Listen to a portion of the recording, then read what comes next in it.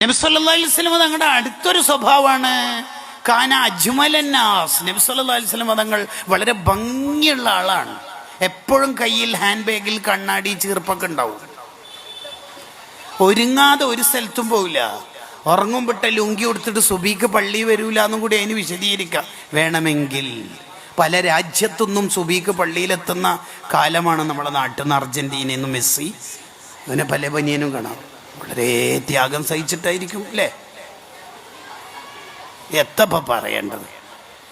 മറ്റു മനുഷ്യന്മാരുടെയൊക്കെ നിസ്കാരത്തിൻ്റെ ഖുശൂഇന് ഭംഗം വരുന്ന രീതിയിൽ നമ്മൾ ഡ്രസ്സ് ധരിക്കൽ തന്നെ പാടില്ലാത്തതല്ലേ? കറാഹത്ത് ചെയ്യിപ്പിക്കൽ കുറച്ച് കടുപ്പല്ലേ ഇസ്ലാമിൽ? അല്ലേ?